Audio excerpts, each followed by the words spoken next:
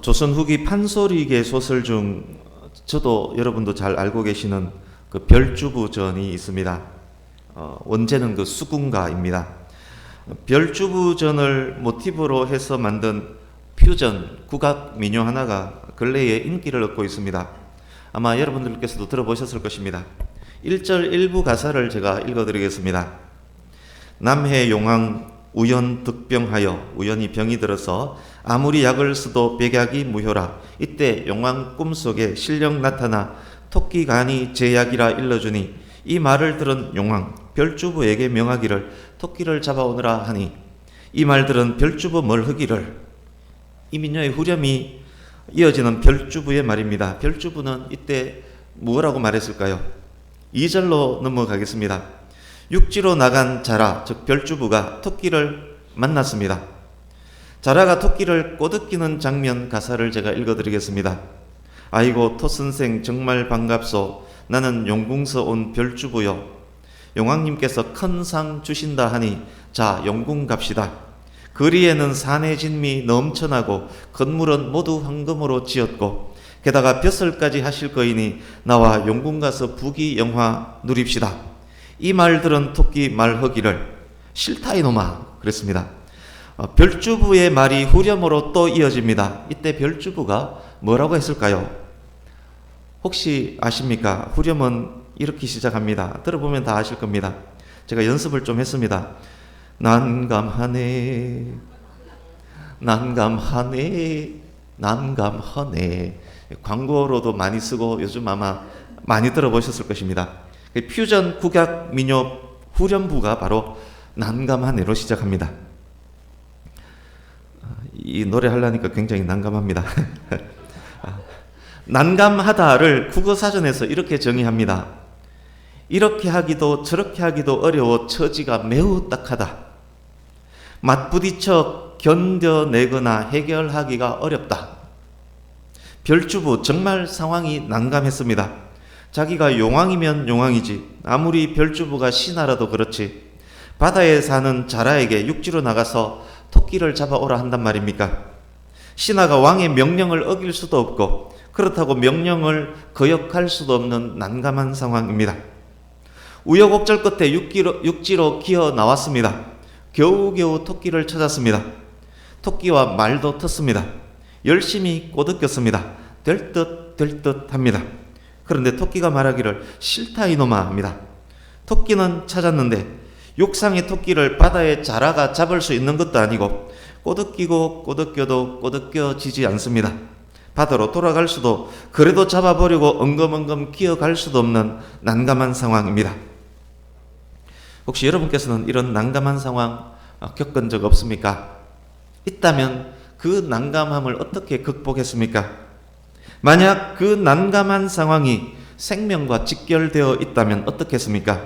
자기 생명뿐만 아니라 가족의 생명까지 뿐만 아니라 나라의 흥망에도 관련된다면 어떻게 되겠습니까? 아시듯 오늘 본문의 주인공은 다윗입니다. 사무엘상 27장부터 30장까지는 다윗 생애 가장 어려웠던 때 중에 한 부분입니다. 본문 속 다윗은 별주부보다 훨씬 더 난감한 상황에 처해 있습니다. 이러지도 저러지도 못하는 상황입니다. 다윗 스스로 할 수 있는 것 아무것도 없이 그냥 휩쓸려 가고 있는 그런 상황입니다. 여차하면 자기 생명뿐 아니라 자기를 따르는 600명의 군인들의 생명, 군인뿐 아니라 군인 가족들의 생명까지 내놓아야 하는 절체절명의 난감한 상황에 처해 있습니다. 여차하면 다윗이 이스라엘을 배신해야 합니다. 이스라엘의 왕은, 만약 그렇게 되면 이스라엘의 왕은 꿈도 꾸지 못하게 될 것입니다. 다윗은 이 난감한 상황을 어떻게 극복할 수 있을까요? 자기 스스로의 힘으로 극복할 수 있었을까요? 우리에게도 얼마든 있을 수 있는 이런 위급하고 난감한 상황, 우리는 어떻게 극복하면 될까요? 이제 본문으로 들어가려고 하는데 먼저 배경을 확인하려고 합니다. 오늘도 주보에 지도를 첨부했습니다. 말씀 끝날 때까지 이 지도와 말씀을 번갈아 보시면서 집중하셔야 할 것입니다. 지도를 딱 펼쳐놓고 이제 사무엘상 22장으로 가서 1, 2절을 보겠습니다. 지난주 말씀과도 그대로 연결됩니다. 사무엘 22장 1절 2절 보시면 사울이 다윗을 죽이려고 추격할 때 다윗의 가족들도 다윗과 함께 피신을 합니다. 22장 당시 400여 명의 지지자들이 있었는데 다윗과 함께한 사람들의 면면을 한번 보십시오. 환난당한 자, 빚진 자, 마음이 원통한 자들입니다. 세파에 시달린 사람들입니다. 상처가 많은 사람들입니다. 환경으로 인해 성격이 괴팍해지고 과격해진 사람들, 다윗 무리들 속에 굉장히 많았을 것입니다. 사울 입장에서 볼 때 이들은 반국가 세력들, 깡패 집단들, 반역의 무리들입니다. 23장으로 가서 13절 보십시오. 23장 13절. 다윗의 추종자들 수가 더 늘어났습니다. 싸울 수 있는 자들만 600여 명이 되었습니다. 부모, 처자들까지 합하면 다윗과 함께 피신하고 있는 사람들은 상당히 큰 무리였습니다. 다윗 혼자라면 얼마든지 사울을 피해 다닐 수 있겠지만 이 많은 사람들과 함께 피해야 하기 때문에 너무도 어렵습니다. 이제 지난주 말씀의 본문인 26장으로 갑니다. 26장 19절 보십시오. 사울이 다윗을 마치 메추라기 사냥하듯 몰아댑니다. 만약 계속 그렇게 몰아댄다면 다윗이 이방 땅으로 갈 수밖에 없음이 언급되어 있습니다. 26절 마지막 부분 보십시오. 다윗과 사울이 각각 자기의 길을 갑니다. 27장 1절 2절 보십시오.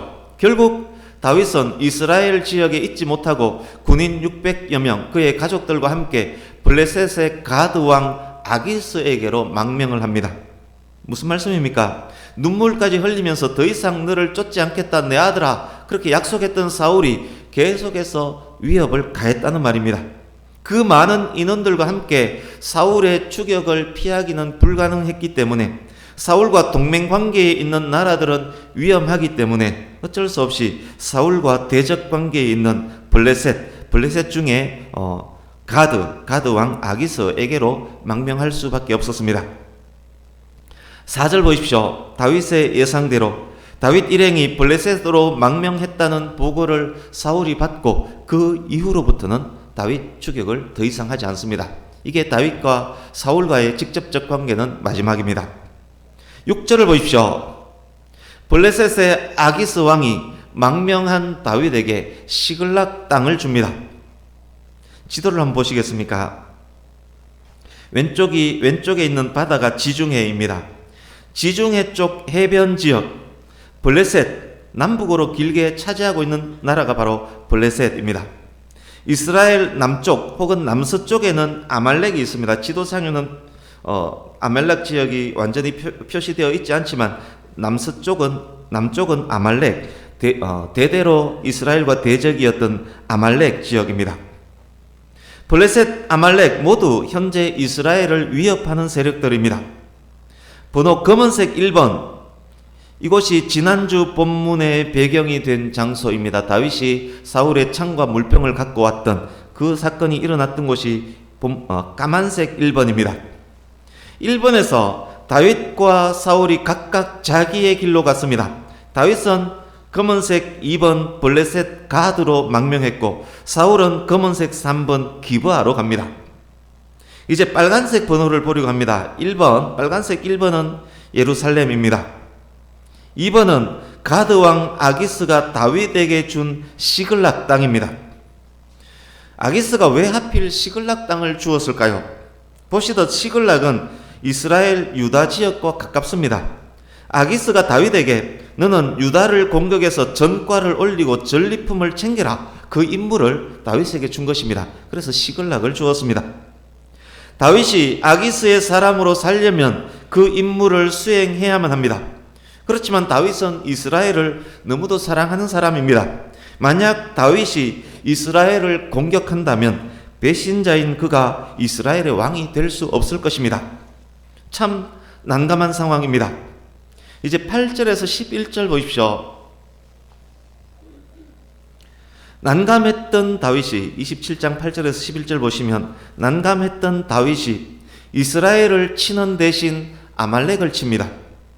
전리품을 챙겨서 아기스에게 갖다 바치면서 보고는 사실과 다르게 보고합니다. 이렇게 보고합니다. 아기스 왕이 말했듯이 이스라엘의 유다와 다른 나라를 쳐서 획득한 전리품입니다. 이렇게 보고를 합니다. 12절입니다. 아기스가 이렇게 생각합니다. 아싸, 다윗이 자기 나라 이스라엘을 드디어 공격했구나. 다윗이 이스라엘의 미움을 받겠구나. 다윗, 이놈 영원히 이제 내 부하가 될 수 있겠구나. 아기스는 그렇게 생각을 했습니다. 아기스가 무슨 생각을 했건 이 위기는 잘 넘겼습니다. 그렇지만 이후 더 심각한 일이 발생합니다. 28장 1, 2절 보십시오. 아기스가 다윗에게 말합니다. 내가 블레셋 군대를 모두 모아서 이스라엘을 공격하려고 한다. 너의 수하에 있는 모든 사람도 그 전쟁에 참전해야 할 것이다. 다윗, 파이팅이다. 전과를 올리면 영원히 내가 너를 내 사람으로 삼을 것이다. 진짜 난감한 상황으로 이어지고 있습니다.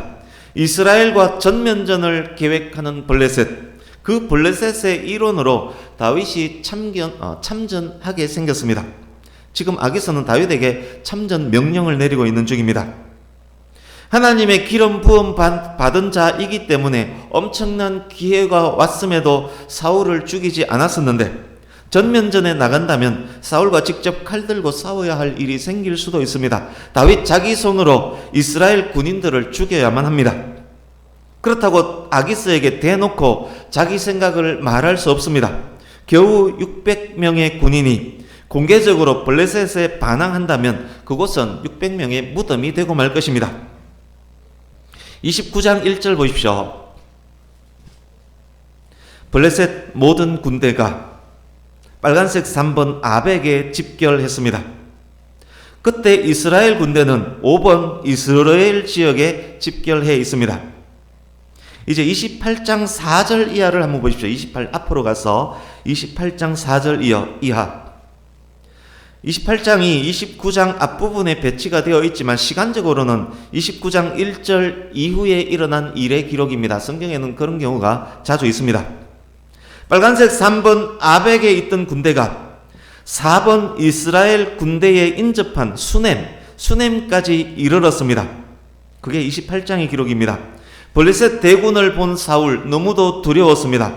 사무엘은 이미 죽었고 제사장 선지자 모두 사울과 멀어졌기 때문에 하나님의 뜻을 여쭤볼 곳이 없습니다. 결국 사울은 신접한 여인 무당을 찾아갑니다. 하염없이 몰락하는 사울에 대한 기록이 28장입니다. 이제 오늘 본문 29장으로 갑니다. 지금까지 말씀드린 배경들 기억하시고 지도도 참고하시고 다윗의 그 난감한 입장으로 여러분께서 들어가셔서 다윗의 입장이 되어서 말씀에 집중할 수 있으면 좋겠습니다. 29장은 이스라엘이 아닌 블레셋 진영에서 일어난 일의 기록입니다. 블레셋은 가드, 가사, 아스돗, 아스글론, 에그론 이 5성의 연합체입니다. 지도 검은색 2번 인근에 보시면 검은색 2번이 가드인데 가드 인근에 나머지 4개 성 가사, 아스돗, 아스글론, 에그론 위치가 표시가 되어 있습니다. 본문 현재는 가드의 아기스가 블레셋 5개 성 연합체의 책임자, 최고 행정 책임자의 역할을 수행하고 있는 중입니다. 본문 1절, 2절 보십시오. 5개 성의 모든 군대들이 각각 자기 지역에서 출발해서 중간 집결지인 빨간색 3번 아벡으로 오고 있습니다. 다윗이 이끄는 600명의 부대는 가드에서 출발한 아기스 부대의 뒤를 따르고 있습니다. 혹시 이때 다윗의 마음을 읽을 수 있습니까? 이미 설명드렸듯이 이러지도 저러지도 못하는 정말로 난감한 상황입니다.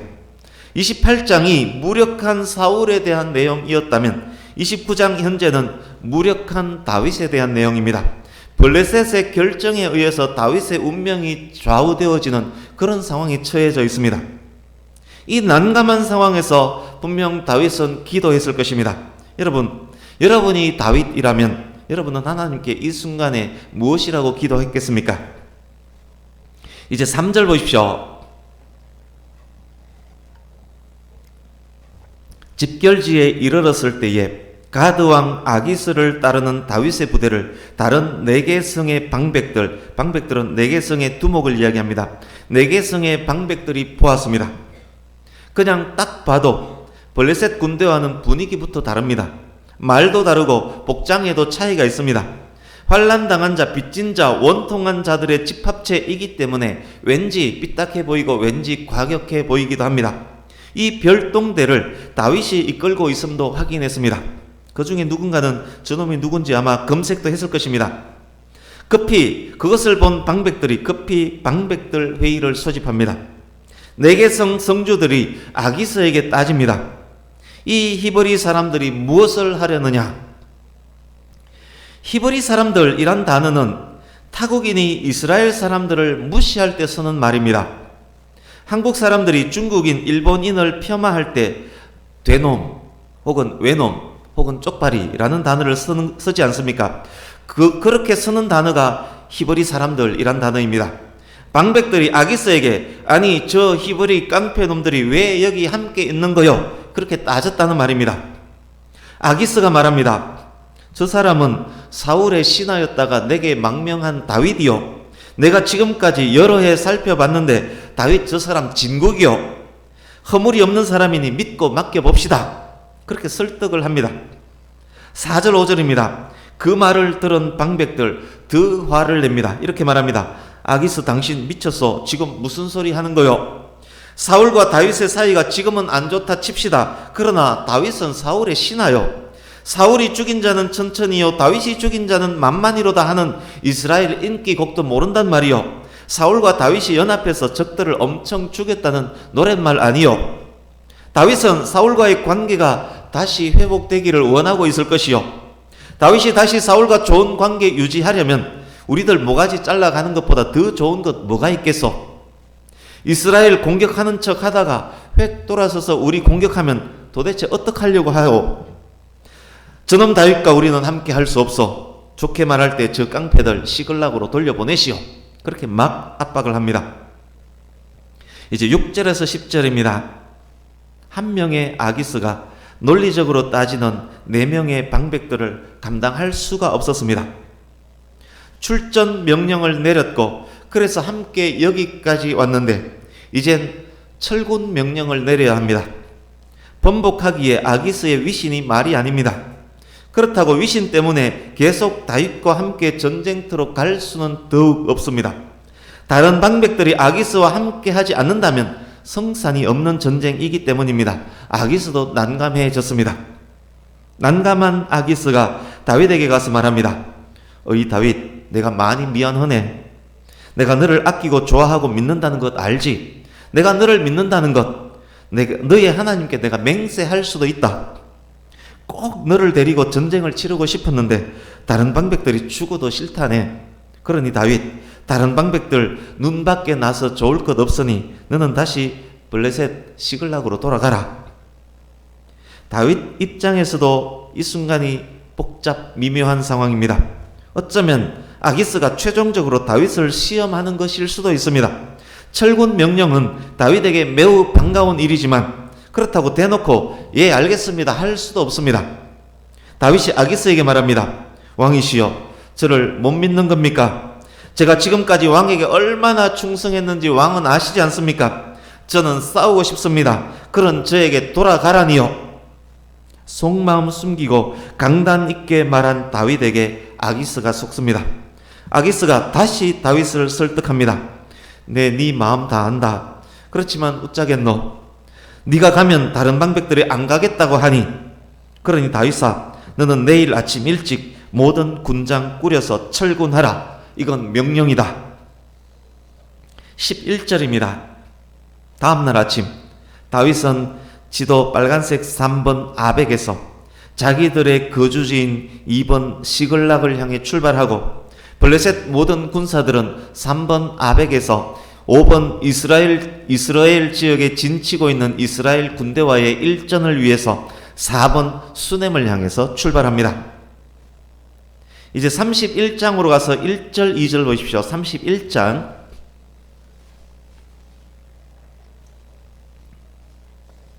지도 빨간색 4번, 5번 지역에서 전투가 벌어졌습니다. 많은 이스라엘 군인들이 6번 길보아 산에서 전사합니다. 사울의 세 아들 왕자 요나단, 아비나답, 말기수아도 이때 전사합니다. 4절에서 6절 보십시오. 이스라엘 초대왕 사울도 6번 길보아 산에서 이때 죽습니다. 본문 내용은 굉장히 많았습니다만 그렇지만 전체 정리는 분명 되었을 것입니다. 이제 몇 가지 정리하고 말씀을 마무리하려고 합니다. 이점에서 이런 질문을 한번 던져볼 수 있습니다. 만약 아기스가 이때 끝까지 블레셋의 방백들을 설득했다면, 그래서 결국 다윗이 참전하게 되었다면 그 전쟁터에서 다윗은 어떻게 행동했을까? 이스라엘 공격이 가담했을까? 아니면 이스라엘 편에서 획돌아서서 블레셋을 쳤을까? 이런 질문 충분히 해볼 수 있습니다. 성경에 기록된 다윗의 됨됨이를 본다면 이스라엘을 직접 공격하는 일은 피했을 것입니다. 그렇지만 어쩌면 최소한 공격하는 척은 했을 것입니다. 비슷한 상황이 27장에 기록되어 있기 때문에 그런 상황 충분히 추측해 볼 수 있습니다. 만약 그랬다면 어떤 일이 벌어졌겠습니까? 꼬리가 길면 밟히기 때문에 아기스가 보지 않는 곳에서 27장 비슷한 행동이 통했을지 몰라도 지금은 아기스와 함께 있기 때문에 결국 그 일로 아기스의 눈 밖으로 나고 말았을 것입니다. 공격하는 척 하는 공격도 사실상의 공격이기 때문에 다윗은 이스라엘에게도 적이 되었을 것입니다. 설 곳 없어진 다윗은 서서히 몰락했을 가능성이 굉장히 높습니다. 보통의 인간사는 이런 경우 이렇게 진행되는 것이 일반적입니다. 두 번째, 본문에 기록되지는 않았지만 다윗의 기도에 대해서도 우리는 생각해 보아야 합니다. 본문 현재 다윗은 정말 난감한 상황입니다. 참전하라는 아기스의 명령을 거부하면 망명의 진정성, 아기스를 향한 충성심은 의심받을 것입니다. 다윗의 사람들이 블레셋에서 죽을 가능성 매우 높습니다. 참전해서 전쟁을 수행하게 되면 그것은 조국 이스라엘에 대한 배반입니다. 자기가 사랑하는 이스라엘 백성들을 죽여야 합니다. 다윗에게 그것은 죽음보다 더한 고통이었을 것입니다. 기도의 사람 다윗, 이때 기도했을 것입니다. 자기 천막에서도, 전쟁터로 가는 말 위에서도, 아기스와 만나는 중에도, 입술로도 마음으로도 계속 기도했을 것입니다. 무엇을 기도했을까요? 뾰족한 방법이 없지 않습니까? 아마 다윗은 이렇게 기도했을 것입니다. 하나님, 저는 이토록 무력합니다. 제가 할 수 있는 것 아무것도 없습니다. 구체적으로 무엇을 기도해야 할지조차도 모르겠습니다. 그러나 하나님, 제가 하나님 사랑하는 것 아시지요? 제가 이스라엘 사랑하는 것 아시지요? 제가 처한 이 난감한 상황 아시지요? 하나님, 제발 이 상황을 어떻게 좀 해주십시오. 하나님, 제발 이 상황을 다스려 주십시오. 다윗은 분명 그렇게 기도했을 것입니다. 그 기도를 들으신 하나님, 이어지는 내용 놀라운 일들이 벌어졌습니다. 표면적으로 아기스 혹은 블레셋의 다른 방백들이 본문 상황 전체를 주도하는 것처럼 보였습니다. 그러나 아기스를 다스리고 블레셋 방백들을 다스리고 다윗을 절체절명의 위기에서 구한 분은 하나님이십니다. 하나님의 다스리심으로 다윗에게 난감했던 모든 상황들이 일시에 깔끔하게 정리가 되고 있습니다. 아기스가 원했던 참전도 할 수 있었고 절대 피하고 싶었던 이스라엘과의 전쟁도 명분까지 챙기면서 피할 수 있었습니다. 무엇을 구해야 할지조차도 몰랐던 다윗의 기도, 다윗 마음속 묵상까지 하나님께서 들어주셨던 것입니다. 세 번째, 더욱 놀라운 일이 있습니다. 30장으로 가보십시오. 지도 3번 아벡에서 철군에서 2번 시글락까지 가는 길 3일 길이었습니다. 아침 일찍 아벡을 떠나 사흘길 행군에서 자기들의 거주지 시글락에 도착했는데 와서 보니 시글락이 폐허가 되어 있습니다. 아말렉 군대가 부녀자, 노약자만 남아있는 시글락을 공격했고 다윗의 아내들을 비롯한 처자식들 모두를 다 사로잡아갔고 재산들도 모두 탈취해 가버렸습니다. 다윗의 사람들이 울 기력이 없을 정도까지 울었습니다. 6절 보십시오. 엄청 열받은 600명, 환난당한 자, 빚진 자, 마음이 원통한 자 출신 600명이, 자녀를 잃은 600명이 다윗을 돌로 쳐 죽이려고 합니다. 다윗은 여기서도 큰 위기를 맞습니다.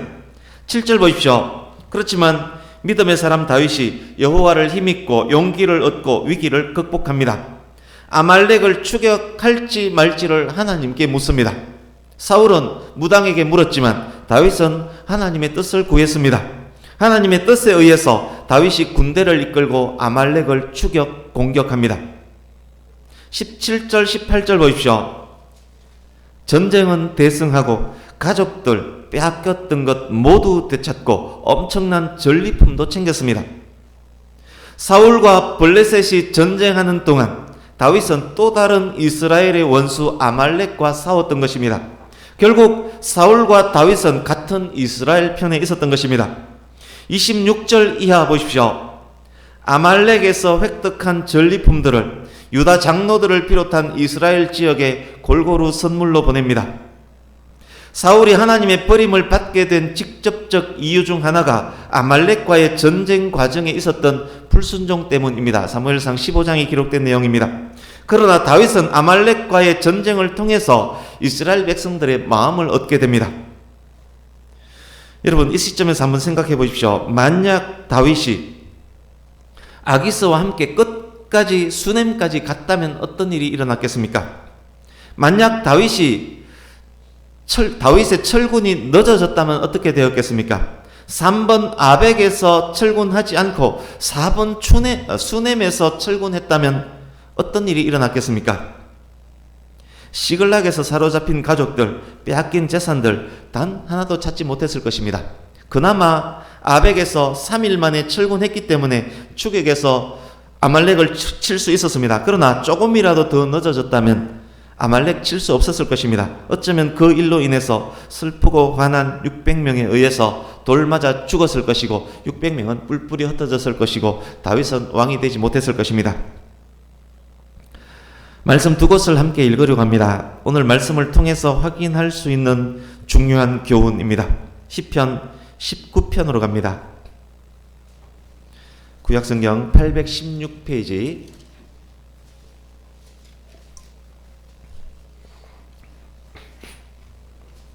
시편 19편 14절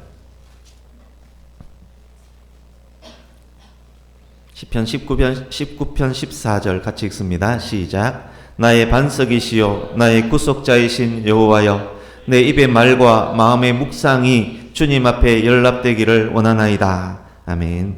19편은 다윗의 시입니다. 이것은 다윗의 기도입니다.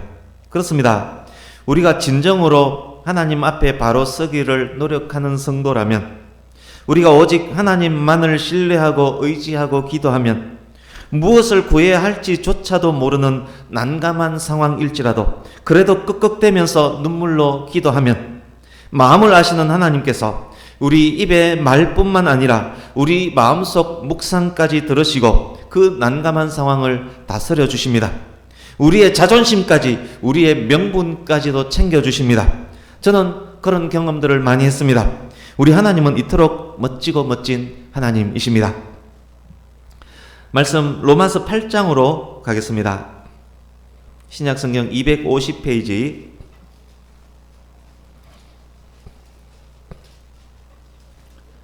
로마서 8장 28절 같이 읽습니다. 너무도 잘 아시는 말씀. 로마서 8장 28절 같이 읽습니다. 시작. 우리가 알거니와 하나님을 사랑하는 자 곧 그의 뜻대로 부르심을 입은 자들에게는 모든 것이 합력하여 선을 이루느니라. 아멘. 이것이 바로 하나님의 섭리의 은혜입니다. 하나님께서 전능하신 분이기 때문에 가능한 섭리의 은혜입니다. 우리가 하나님을 사랑하는 하나님의 사람이라면 하나님께서는 우리의 모든 환경들을 다스려 주십니다. 난감할지라도 그래도 하나님 사랑하며 살아간다면 내 힘으로는 안 됩니다. 하나님께서 다스려 주옵소서. 하나님 신뢰하면서 살아간다면 이 난감한 상황들이 오히려 선한 결과를 만드는 도구가 될 것입니다. 하나님이 전능하시기 때문에 하나님을 사랑하는 하나님의 백성들에게 하나님께서는 그렇게 만들어 주시는 것입니다. 이제 말씀을 마칩니다. 혹시 난감하고 난감한 상황에 처해 계신 분 혹 있습니까? 그 어떤 상황 속에 여러분께서 계실지라도 난감하네 그 탄식하고 계시다면 그 탄식은 멈추시기 바랍니다. 절대 포기하지도 마시기 바랍니다. 오직 하나님 신뢰하고 기도하시기 바랍니다. 그리고 주어진 상황에서 담대하게 최선을 다하시기 바랍니다. 2020년 한 해 우리 마음의 묵상까지 들어 응답하시는 하나님을 그때 더욱더욱 경험하시게 될 것입니다. 섭리로 다스리시는 전능하신 하나님으로 말미암아 보잘것없고 아프고 괴롭고 힘든 상황들까지 결국 선함이 되는 복되고 귀한 경험을 2020년 많이 하는 은혜의 한 해가 되기를 예수님 이름으로 축복합니다. 저와 여러분의 2020년이 그런 한 해가 되기를 간절히 바랍니다. 아멘. 기도하겠습니다.